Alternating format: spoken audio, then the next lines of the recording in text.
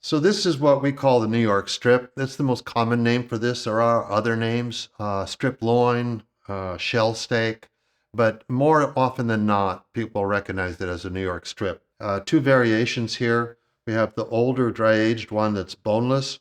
We have one that's in the process of dry aging right now, which is bone in. This obviously would cut a boneless New York strip. If we wanted to cut what's called a Kansas City strip, we would use this piece of meat and cut it with the bones left on the piece of meat. So the New York strip is actually the beginning of the hind quarter. Quarters are separated. On this end is obviously the New York. If going this end would be the ribeye.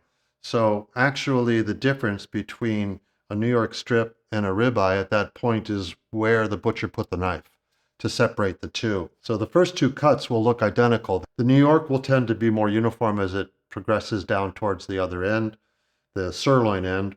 The ribeye will change dramatically as it leaves the loin end and moves up to the shoulder. I'm going to take this New York now, we'll trim off the edge, and we'll cut a few steaks.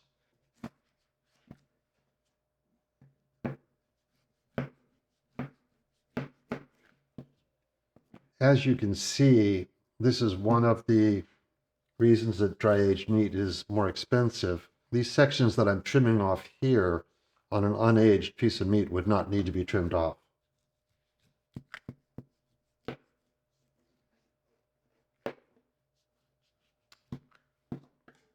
This purple you see is actually just it's a food dye that they use when they grade the beef.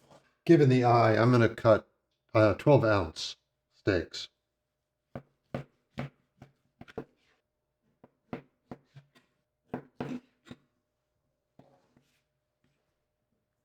So as a result, what we have is a boneless New York strip steak. This is kind of an example of what I like about the Holstein breed. You can see the size of the diameter of the eye is fairly small and compact. We're able to cut almost 2 inches and be in a 12-ounce steak range.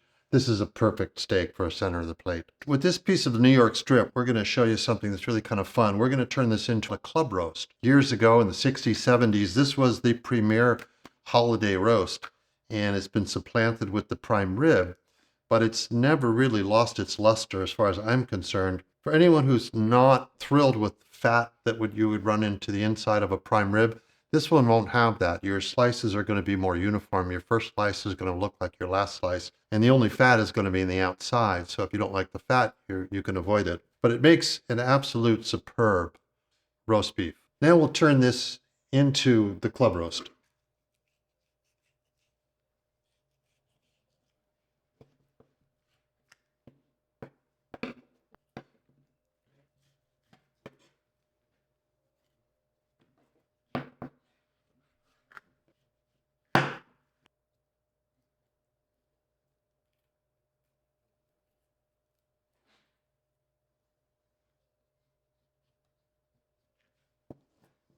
I've smoothed the fat off, but if you take the tip of a knife like this and just score it,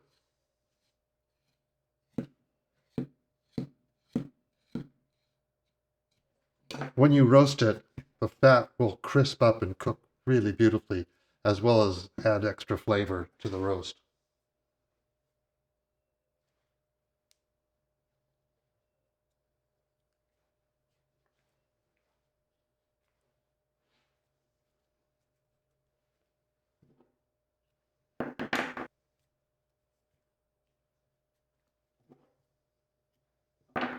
That's your finished club roast. So the club roast is unique in terms of it's easy for you to determine portions. I generally use a rule of thumb of 3/4 of a pound per serving. And because you won't have any waste, it's almost all meat. If you have multiple people, the biggest ones that we normally make on these things are around 5 pounds. If you have more than 7 people, say, you're better off doing 2 smaller ones that are equal size. If you keep the size uniform, they'll cook together in the same pan in the same oven at the same time. You don't have to try to calculate so much time for the big one, so much time for the little one. Nice thing about this as well is the cooking time. This piece of meat can be roasted in under an hour. Worst case, a full-size one might take an hour, but it's a very simple piece of meat to cook.